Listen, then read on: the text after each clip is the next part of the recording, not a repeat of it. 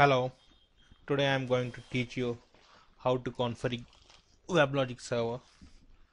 In this topic, I am going to cover how to configure domains, machines, and manage servers, how to start WebLogic server administration console, how to start manage server at boot time, set boot properties using administration console, perform basic administration from command line, admin servers, and manage servers. So this topic is very interesting. We're going to cover a lot of things. So let's start. I'm going to teach how to configure domains in a WebLogic.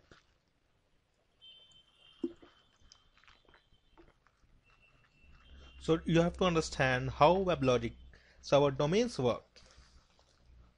What is a domain? That is the structure and files. How to create a domain.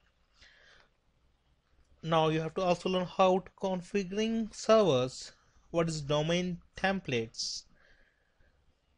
What is console administration, what is command line administration. So I'm going to take a step by step each and every things. So this is the overview of a WebLogic server.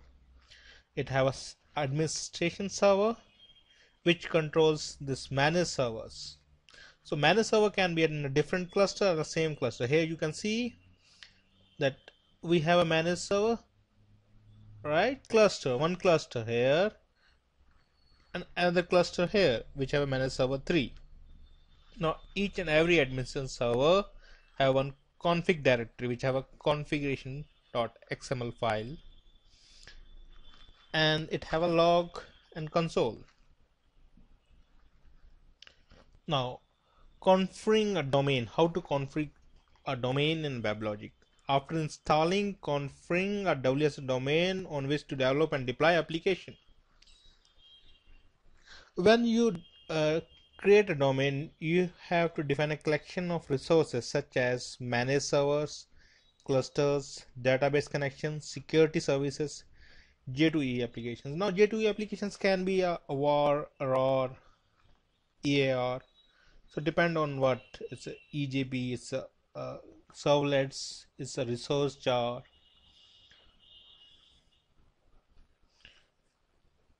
Now I am going to teach you how to configure wizard to create configure and WSL domains. Or let's start a WebLogic server here.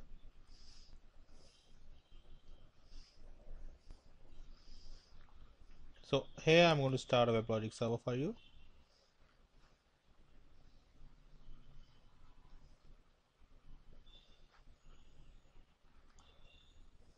Till the time we will cover the next topics. Starting configuration wizard. So where is the configuration file in the WebLogic? Once you inside the WebLogic, there is a common folder, there is a bin directory. Inside that you can find a config.cmd. So that is a file to run configuration of WebLogic servers.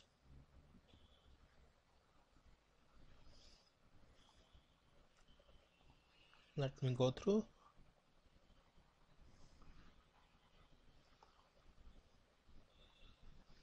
Or I will do one thing.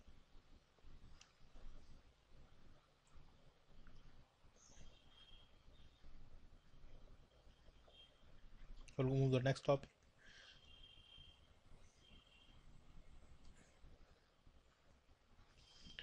Configuration of a WebLogic server is very easy.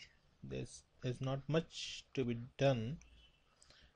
There is already a tool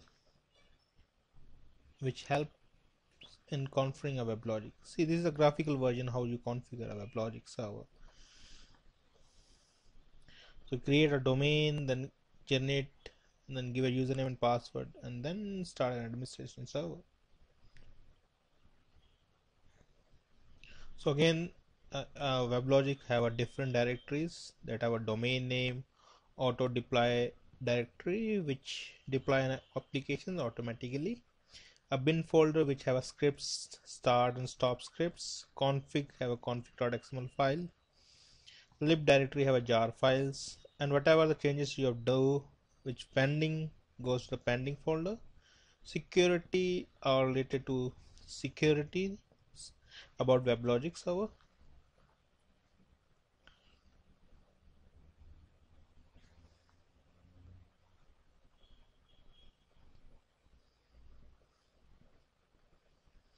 So now I have covered domain directory structure, domain files, how to create a domain, how the WebLogic domain works. Now configuring domains, how to configure a domain in a WebLogic. Configuring manage servers, how to configure manage servers, how to start manage servers, and how to run multiple WSL instances. You can configure domain server using templates, or you can start using console administration or command line administration.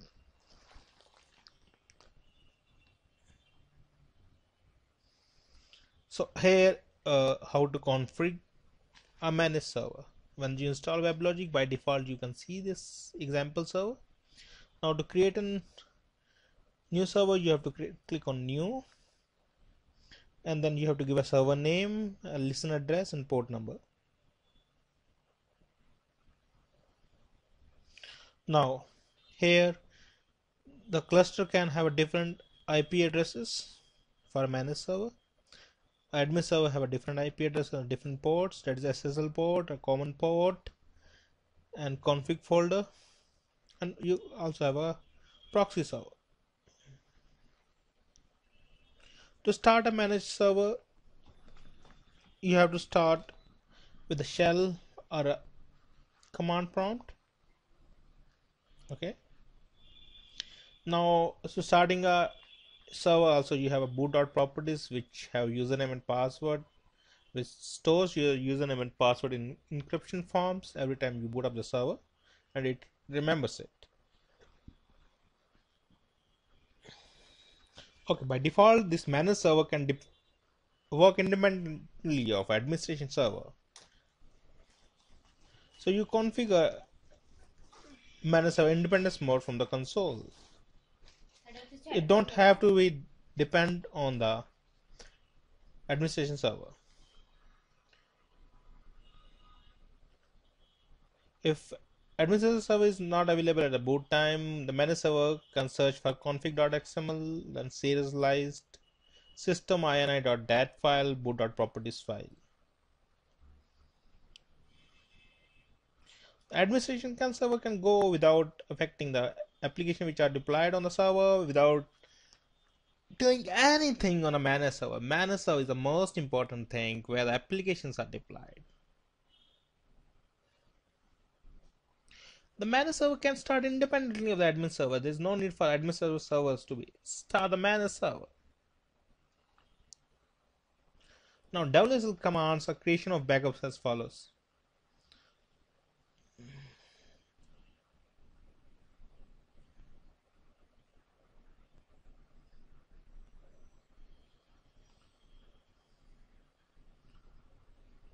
Now domain templates, as for now I'm escaping this. I will cover it later on.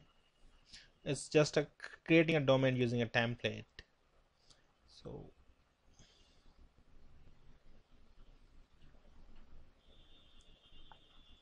I will walk you through this.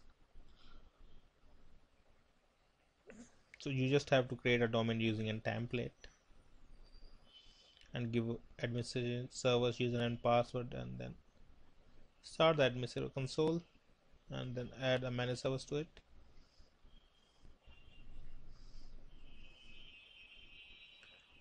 Console administration.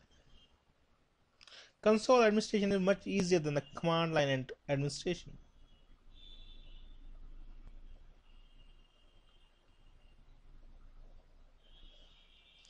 In console administration you don't have to do much, but in command line administration that's so let's start up one instance of a WebLogic server for you to quickly understand. See, I install WebLogic 11. Okay, so I'm just going to WebLogic server, so you have a feel how the WebLogic server starts. Okay, So now the WebLogic server is starting up here. See, this is Derby server, which is a default database server for WebLogic. So till the time it starts, let me take you through the slides.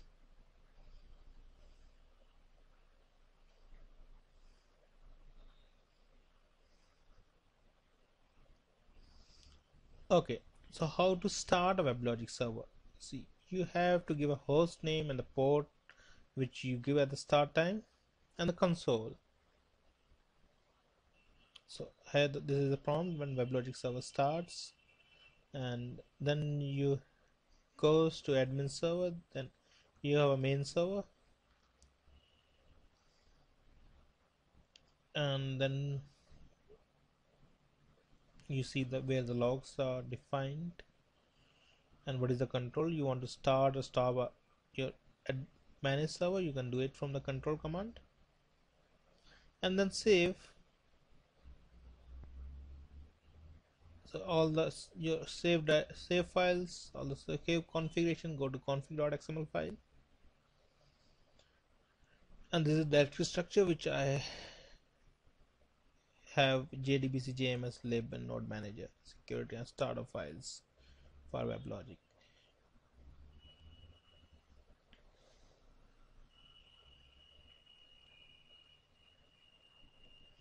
So I hope the WebLogic server has started up.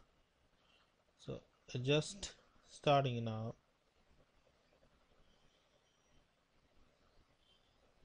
So it is going to take time. So by the time I will cover you the slides.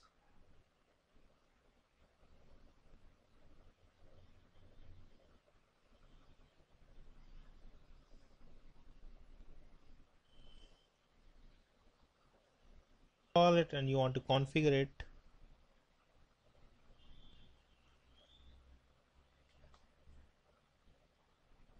So WSLS is very important, and the one config.xml file, and you have one phase commit, and you have a JMX servers, managed servers, and each have config.xml. That is important. Now command line administration, that's very important in WebLogic. You have to run WebLogic using command line.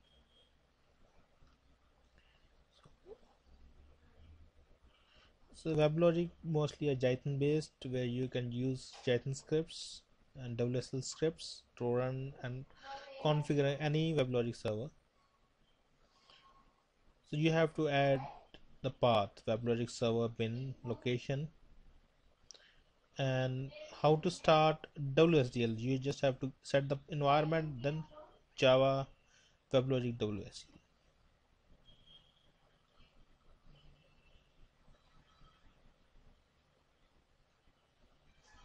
So these are the two functions.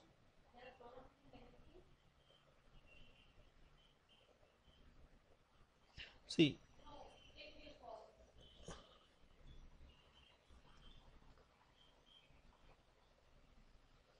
and this is a way to exist WSL. You can connect the WebLogic server offline and online. Whatever the major changes are done is done offline, and online or minor changes has to be done.